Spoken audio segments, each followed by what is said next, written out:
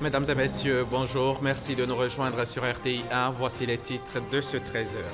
Les TIC de plus en plus présentes dans la vie des paysans. Les acteurs des TIC proposent des solutions innovantes pour résoudre leurs préoccupations. C'est le cas d'une start-up qui s'investit dans le développement technologique de l'agriculture ivoirienne. Vous le découvrirez en tout début de journal.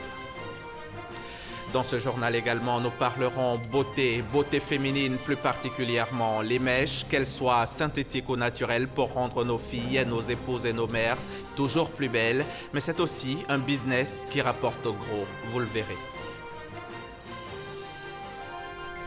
Puis l'actualité, c'est aussi l'élection présidentielle au Libéria. Le scrutin s'est déroulé hier mardi dans le calme. Une élection qui oppose George Weah à Joseph Boakai. Deux hommes, deux générations, deux parcours. Leur portrait en toute fin de journal. Hubert Oulaye, ministre de la fonction publique de l'ex-président Laurent Gbagbo, a été condamné à 20 ans de prison hier mardi par la cour d'assises d'Abidjan. Hubert Oulaye, 64 ans, a été reconnu coupable de complicité d'assassinat concernant la mort de 18 personnes, dont 7 casques bleus lors d'attaques dans l'ouest de la Côte d'Ivoire en juin 2012. Les avocats d'Hubert Oulaye et de Maurice Djiré ont annoncé qu'ils allaient se pourvoir en cassation. Abou Sanogo a assisté au procès pour RTI. Hubert Oulaye, désormais situé sur son sort. Le verdict de son procès à la cour d'assises du tribunal d'Abidjan est tombé. Déclaré coupable de complicité d'assassinat de 18 personnes, dont 7 soldats des casques bleus de l'ONUCI et d'un officier ivoirien à Guiglo, en fournissant des moyens financiers et des renseignements qui ont servi à l'action, il a été condamné à 20 années d'emprisonnement. Son co-accusé Guiré Maurice a également été condamné à 20 années de prison.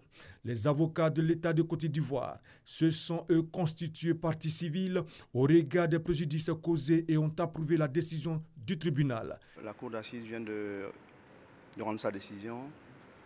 Elle a en toute souveraineté décidé de condamner les prévenus à 20 ans d'emprisonnement ferme. Nous prenons acte de cette décision qui nous paraît tout à fait justifiée. Ce qui n'est pas le cas des avocats de la défense qui ont plaidé pour la relaxation de leurs clients. Ils n'ont pas été suivis. Moi, j'ai été fortement déçu par l'arrêt de condamnation de la cour d'assises. La décision d'équité, c'était un non-lieu parce qu'il n'y a aucun élément que l'accusation a produit. Les avocats de la défense annoncent ce pourvoi en cassation contre l'arrêt de condamnation. Ils ont 5 jours pour le faire. Le ministre de l'Intérieur et de la Sécurité porte à la connaissance des candidats au concours direct de recrutement d'élèves commissaires, officiers et sous-officiers de police session 2017 que les résultats définitifs des 10 concours sont disponibles et peuvent être consultés sur le site de la Direction des examens et concours www.concours-police.gouv.ci. Signé du ministre de la Sécurité et de l'Intérieur. Dans le cadre d'une meilleure compréhension des textes régissant le secteur des transports, le ministère du Transport multiplie les rencontres de sensibilisation dans les grandes villes du pays. Mercredi dernier, le ministre Amadou Koné était à Yamoussoukro pour ouvrir les travaux de l'atelier d'information qui y est initié à l'attention des transporteurs routiers. Charles Tatou, RTI Boaké. Le secteur du transport routier souffre d'une anarchie qui ne dit pas son nom. Pourtant, il est bien réglementé.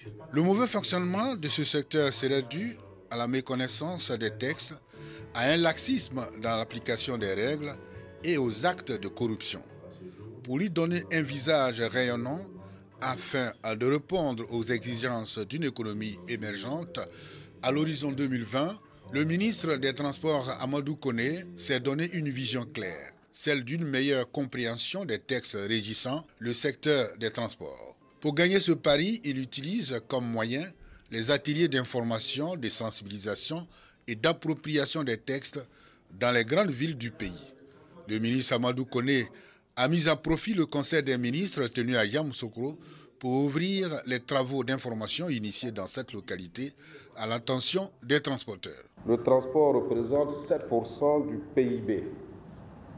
Toutefois, le transport routier présente de nombreux dysfonctionnements constatés et décriés. La démarche du ministre appréciée par les acteurs du transport routier.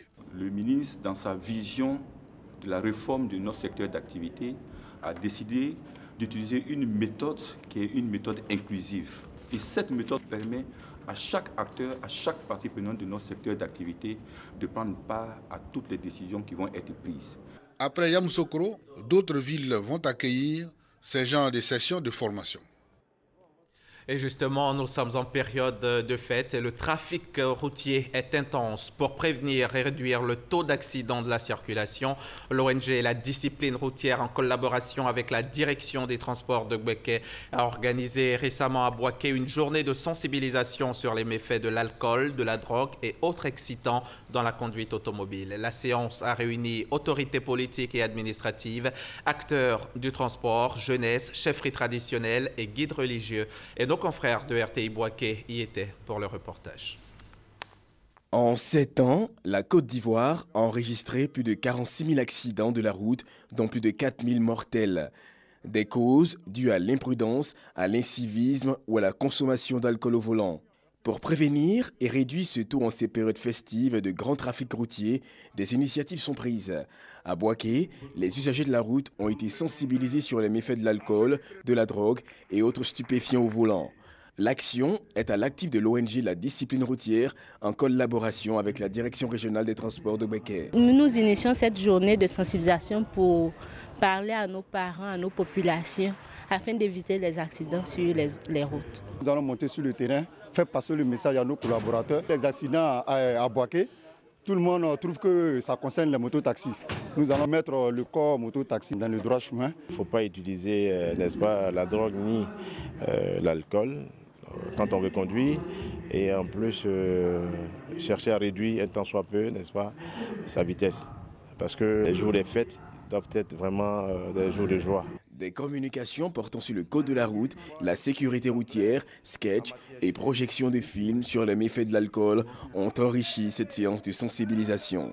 Autorités politiques et administratives, soutenant l'initiative, exhortent les participants à plus de responsabilités en s'appropriant le thème de la rencontre. L'ONG La Discipline Routière a 2 ans d'existence.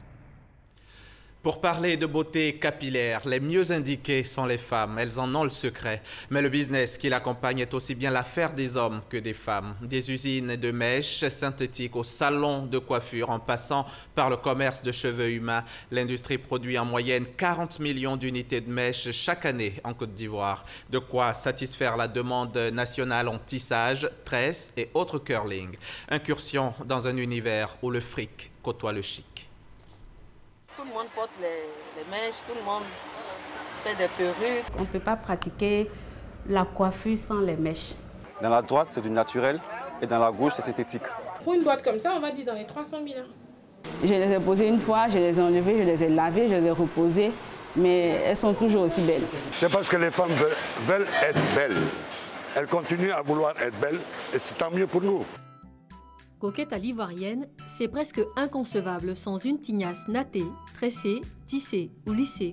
Ces tissages, postiches, mèches ou perruques, des armes de séduction pour lesquelles la plupart n'hésitent pas à mettre la main au portefeuille. L'ivoirienne, comme l'africaine en général, dépense beaucoup et énormément pour l'entretien de son image capillaire. En 2015, les Africaines ont dépensé près de 3 200 milliards de francs CFA. C'est le produit intérieur brut du Niger en 2013, un business luxuriant qui n'est pas prêt de se laisser tondre. Il faut qu'on fasse des couleurs pour que les femmes qui veulent avoir du rouge puissent avoir, les femmes qui veulent avoir du bleu puissent avoir. On va essayer le bleu. Cette usine de fabrication de mèches synthétiques sort en moyenne 4 nouveaux produits par mois. Il faut compter environ 1 mois de la conception à la mise en vente en passant par le test. Avant de mettre un produit sur le marché, on s'entoure de spécialistes de la coiffure, les tresseuses, les coiffeurs, pour leur demander leur avis. Comment elles trouvent nos produits? Est-ce qu'ils sont assez souples?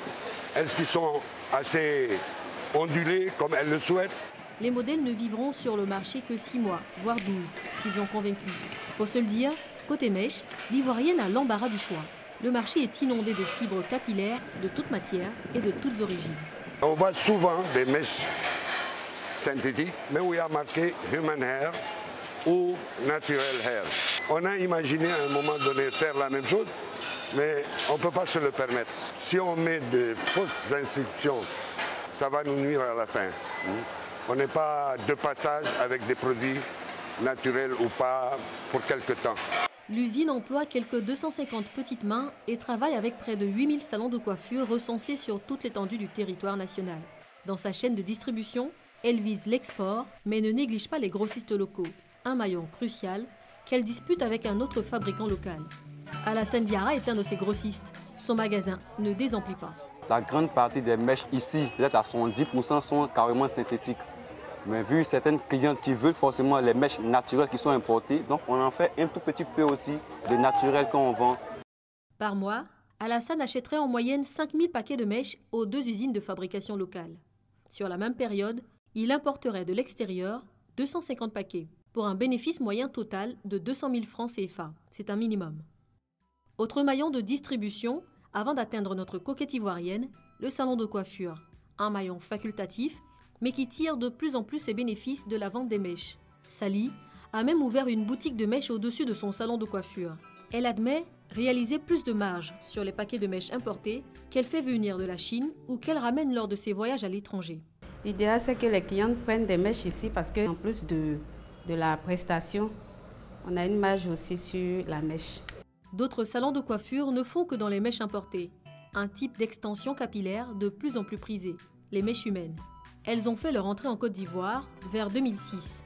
Moyer s'est lancée dans ce business en 2010. La jeune dame les vendait alors à bord de son véhicule. Aujourd'hui, elle possède 3 boutiques salons de coiffure dans la ville d'Abidjan. Avec, je me rappelle, 400 000. J'ai passé ma première commande de mèches et c'est les 400 000 qui tournent jusqu'à aujourd'hui. Elle ne dira rien sur son chiffre d'affaires actuel, mais nous apprend qu'elle achète principalement ses Human Hair en Inde, mais aussi au Pérou, au Cambodge ou au Brésil. Des voyages réguliers à la recherche des Black Diamonds. Par mois, minimum 1 fois, sinon 2 fois. Et en période de fête, 3 fois même dans le mois. L'industrie des Human Hair, silencieuse sur ses chiffres comme la croyante en prière, qui vient offrir ses cheveux à Shiva, Vishnu ou Murugan, en échange d'une vie plus confortable ou d'une meilleure santé. De ces temples partent près de 25% des 500 tonnes de cheveux que l'Inde exporte. Les 75 autres % sont directement vendus par les particuliers. Les prix varient entre 50 000 et 300 000 francs CFA le kilo. Et les mèches sont revendues par boule de 100 grammes. À Abidjan, les prix de moyer vont de 35 000 à 200 000 francs CFA la boule. Il y a différentes qualités de cheveux pour que chaque client puisse acheter selon sa bourse. La jeune dame revend 600 paquets de mèches par mois et voit passer dans son salon une 50aine de clientes chaque jour. Je préfère les mèches naturelles. Je trouve que c'est vraiment beaucoup plus beau, beaucoup plus soyeux, c'est plus joli à voir. L'Africaine dépenserait 9 fois plus pour ses cheveux que les femmes des autres continents. Une dépense sur laquelle repose l'avenir de l'industrie des mèches humaines et synthétiques. Il s'annonce déjà radieux, car la coquetterie s'apprend très tôt sur le continent. C'était un document signé Didier Nguesson et Christelle Menant.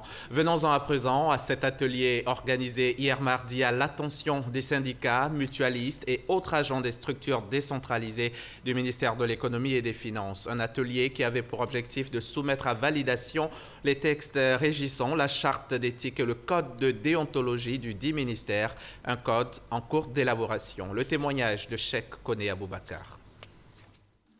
Ils étaient une soixantaine d'agents et partenaires sociaux à prendre part à cet atelier. Objectif, valider de façon consensuelle le nouveau code de déontologie et la charte d'éthique de l'ensemble du personnel du ministère de l'Économie et des Finances. La charte d'éthique et le code de déontologie ne viennent pas en contradiction des codes sectoriels déjà existants. Il s'agit ici de nous doter de documents transversaux qui seront un condensé de valeurs et d'attitudes que doit avoir tout agent du ministère de l'Économie et des Finances, quelle que soit la direction à laquelle il appartient. Ces 2 outils de bonne gouvernance s'inscrivent dans le cadre du programme de travail gouvernemental décliné en plusieurs axes stratégiques, à savoir la mobilisation et l'optimisation des ressources pour le financement de l'économie nationale et la modernisation de l'administration économique et financière. Le programme de travail gouvernemental qui inscrit la bonne gouvernance et la promotion de l'éthique en bonne place appelle le ministère de l'Économie et des Finances, qui est une administration modèle, à prendre toute sa place de leader dans la promotion de ces valeurs-là. Le code de déontologie qui est mis en place, c'est pour assainir l'environnement du travail, c'est pour également amener les agents à se conformer aux dispositions déjà prises au niveau de la fonction publique et qui permet à tout agent d'être efficace, je veux dire, au niveau du travail. Durant les travaux, les participants ont passé en revue tous les tests des 2 outils de gouvernance. L'innovation majeure est l'instauration d'un prix d'excellence pour encourager les meilleurs agents, d'une part, et d'autre part, la mise sur pied d'un dispositif de sanction. Une manière d'allier responsabilité et efficacité dans cette administration financière. Rendons-nous maintenant à Kounfao. Ce département de la région du Gontogo dispose d'un nombre important d'artisans. Des artisans qui œuvrent dans divers secteurs, dont la coiffure, la mécanique et la menuiserie. Ils sont au nombre de 140, ceux qui, parmi eux, ont pu bénéficier de formations liées à la technique de gestion, au montage de projets et à la comptabilité simplifiée. Les précisions de Mamadou Kwasi. L'artisanat, c'est mieux comme une véritable alternative dans la lutte contre le chômage dans le département de Kounfao, à l'est de la Côte d'Ivoire. Nombreux sont ces jeunes déscolarisés qui ont embrassé la carrière de coiffeuse, de mécanicien, de menuisier, de peintre, de soudeur et autres. L'une de leurs difficultés était le manque d'organisation en leur sein. Mais depuis quelques mois, une association regroupant l'ensemble des artisans du département de Kounfao est mise en place, chose qui favorise la formation technique de gestion managérielle, la comptabilité simplifiée et le montage de projets. Pour cette première phase, ils sont 140 ayant reçu cette formation. Et la cérémonie de remise des attestations était l'occasion pour les différents intervenants de saluer le dynamisme qui règne désormais entre les artisans du département de Kounfao. Patron de cette cérémonie, l'ancien ministre Azoumana Moutaye s'est félicité de l'inscription des artisans à la Chambre nationale des métiers de Côte d'Ivoire. Selon lui, c'est la seule opportunité pour les artisans du département de Kounfao de bénéficier du soutien de l'État de Côte d'Ivoire dans la promotion de leurs activités. Azoumana Moutaye, par ailleurs cadre de la région, a également rassuré les jeunes de la volonté du président de la République, Alassane Ouattara, de créer toutes les conditions pour leur autonomisation. Cette rencontre a servi de cadre pour l'inauguration du nouveau siège des artisans de Kounfao, siège situé au quartier Agninkro. Pour équiper ce nouveau siège, les artisans ont reçu des mains du parrain et du patron de la cérémonie plusieurs dons en matériel informatique. On parle désormais de paix, d'amour et de développement à Bazré et à Konofla dans le département de Simfra. Les populations l'ont décidé et elles se sont retrouvées pour célébrer cela. Et cette rencontre a été aussi le lieu de rendre hommage au président de la République pour ses actions de développement pour le bonheur des populations. Grace Kando, de retour de Simfra. Bazré et Konofla, 2 sous-préfectures situées dans le département de Simfra. Les populations de ces localités ont décidé de tourner la page des incompréhensions et des malentendus pour écrire de nouvelles pages de l'histoire dont les fondements sont la paix, l'amour, la cohésion sociale et le développement. Occasion mise également en exergue par les cadres de la région pour rendre un hommage au président de la République et son gouvernement pour les actions de développement menées au profit des populations. Le représentant du Premier ministre, Amadou Gon Coulibaly, s'est saisi de l'opportunité pour lancer un appel aux populations de Bazré et de Konofla à maintenir la flamme de la paix allumée, seul gage d'un développement durable. Des requêtes ont été faites par les populations. Il s'agit entre autres de la création de nouvelles pistes pour désenclaver les villages et les campements, l'extension de l'électrification dans tous les villages de Bazré et Konofla, la construction de nouvelles salles de classe, de dispensaires et de maternité. Et pendant ce temps, ici à Abidjan, l'on tentait de promouvoir la culture vestimentaire ivoirienne. Un défilé avec le pagne tissé traditionnel a même eu lieu dans la commune de Marcory, en présence de notre reporter Patricia Omoitia. Le pagne tissé traditionnel ivoirien était à l'honneur dans le cadre de la présentation de la nouvelle collection Tradichic. Pagne tissé, tenue traditionnelle, couleurs ou noir et blanc graphiques se sont côtoyés tout au long de ce défilé. Plusieurs spectateurs étaient présents, personne ne voulait rater cet important événement de mode dont le thème était « Mode africaine, inspiration et créativité ». Ce défilé est un retour aux sources, à la tradition et vise à promouvoir l'artisanat du pagne et du développement de toutes les régions de la Côte d'Ivoire.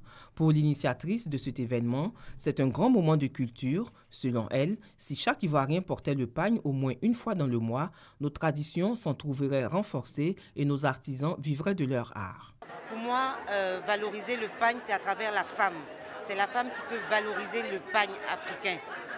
Donc, et on a toujours l'habitude de porter des maxis, des tenues assez strictes, alors qu'on peut faire 1001 choses avec. Nous sommes des femmes actives, nous sommes des femmes dynamiques, donc il faut des tenues pour aller au travail aisément, en soirée aisément. Alors, aux femmes qui aimeraient s'habiller dans ce pagne, je leur dirais de ne pas hésiter, parce que c'est une matière dans laquelle on se sent à l'aise et on est fier de porter cette matière, parce que c'est une matière de chez nous.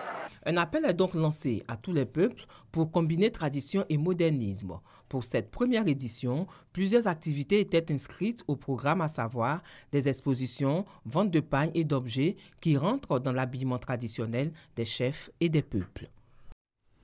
De la culture à l'agriculture, le directeur général adjoint du Conseil Café Cacao en charge du développement agricole et de la commercialisation intérieure a sillonné pendant 2 jours l'ouest de la Côte d'Ivoire, cette région qui est la première productrice de café du pays. Une tournée pour tenter de comprendre le phénomène de la fuite du café ivoirien vers les pays limitrophes, ce qui aurait occasionné la chute du volume du café par rapport aux prévisions de récolte. Le récit d'Astou Touré. Contre toute attente, la campagne de commercialisation 2016-2017 du café s'est soldée par une chute drastique du volume de café par rapport aux prévisions de récolte. Une situation qui, en plus du changement climatique, serait due à la fuite du café vers les pays limitrophes selon le Conseil du Café Cacao. Pour tenter de comprendre et lutter contre ce phénomène, le directeur général adjoint du Conseil Café Cacao en charge du développement agricole et de la commercialisation intérieure, Dr Kofi Ngoran, a sillonné les villes de Guiglo, Mans et Touba. Objectif, identifier les lieux de la fuite du café, également définir un plan d'action d'urgence avec les comités locaux de suivi, puis évaluer les ressources nécessaires à mettre à leur disposition afin d'intensifier la lutte contre la fuite du café vers les zones frontalières. Également au cours de cette rencontre, le directeur général adjoint a signifié que conformément à la réglementation, tout café saisi fera l'objet d'une vente systématique dont les ressources serviront à intéresser essentiellement les informateurs, les comités villageois, les forces de l'ordre et le comité de suivi. Rappelons que grâce à l'embellie significative des cours mondiaux pour la campagne de commercialisation 2016-2017 qui s'achève, la Côte d'Ivoire avait fixé le prix de 750 francs par kilogramme. Le pays entend doubler sa production de café à l'horizon 2020 grâce au programme de relance caféière qui fait de la lutte contre la fuite du café une priorité.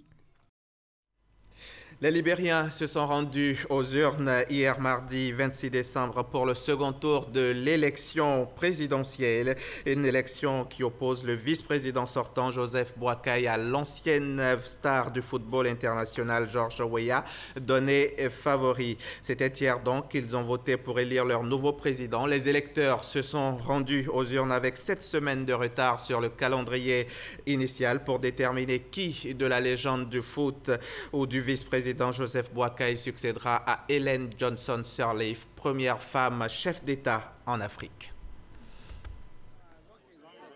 Les Libériens ont voté ce mardi avec 1 mois et demi de retard sur le calendrier initial pour déterminer le vainqueur de la présidentielle qui met face à face George Weah et Joseph Boakai. J'espère de meilleurs résultats pour un meilleur Libéria, pour l'avenir de mes enfants et aussi pour moi-même. L'élection se passe bien, tout est OK. Je pense que tout se passe comme prévu. Les longs recours juridiques, l'attraction des fêtes de fin d'année suscitées par la date de scrutin ont eu raison de ce deuxième tour. Une démobilisation de l'électorat visible dans les bureaux de vote. Mais cette participation moyenne n'a pas ôté le désir des Libériens de voir l'échéance se dérouler dans la transparence.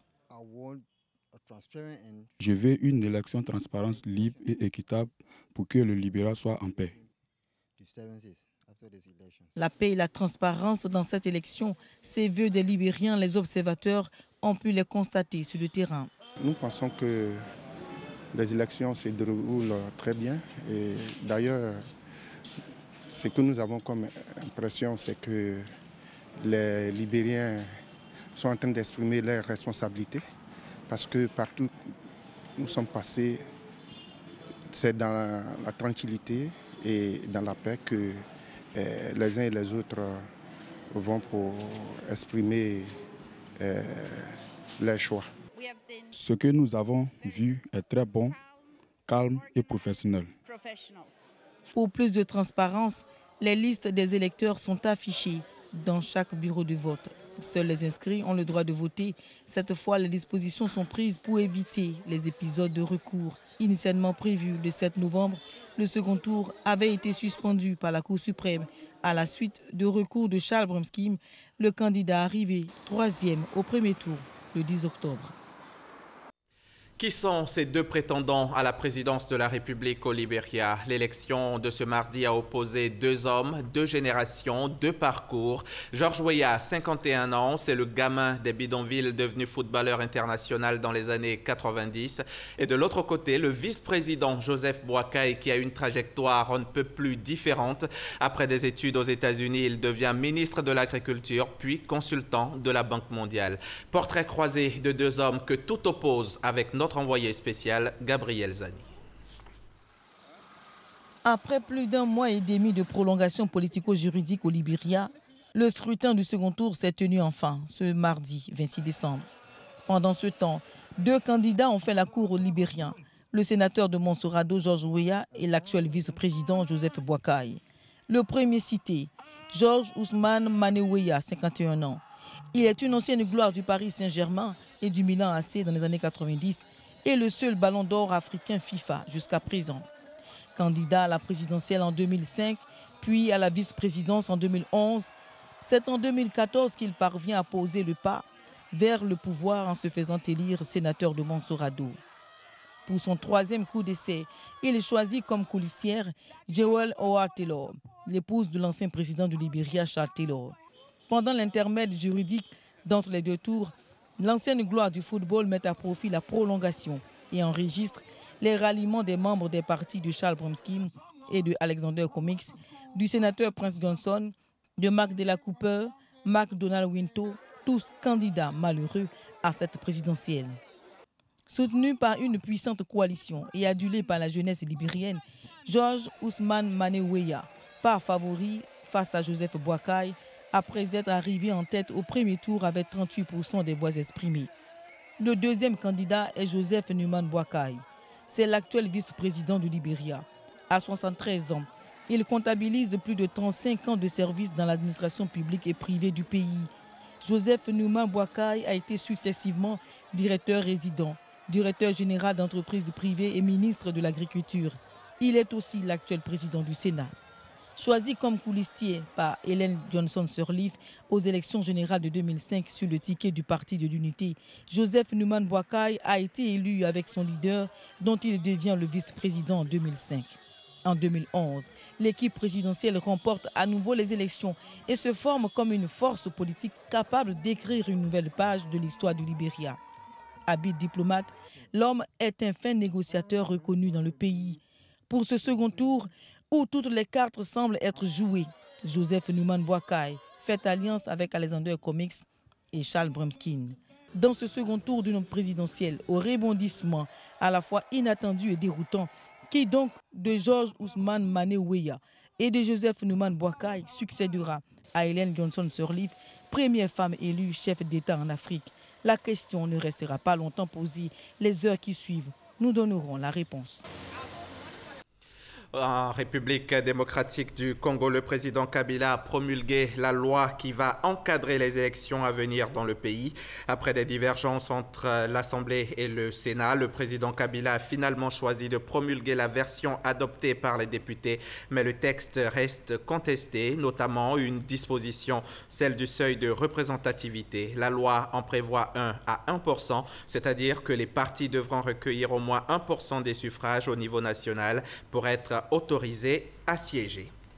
Et puis, vous le savez peut-être, les TIC sont considérés comme un moyen efficace pour accélérer la transformation du secteur agricole et y accroître le nombre d'opportunités d'affaires. Les acteurs des TIC se sont penchés récemment sur les besoins des planteurs et leur proposent des solutions innovantes pour résoudre leurs préoccupations. C'est le cas de la start-up ICT4Dev qui s'inscrit dans le développement technologique de l'agriculture ivoirienne. Ces domaines d'action sont l'agro-expertise et la promotion des produits vivriers et industriels. Jean-Luc Bangbo, notre reporter, vous invite à découvrir cette jeune entreprise qui veut faire bouger les lignes dans le monde paysan en Côte d'Ivoire. Son reportage vous sera proposé dans nos prochains journaux.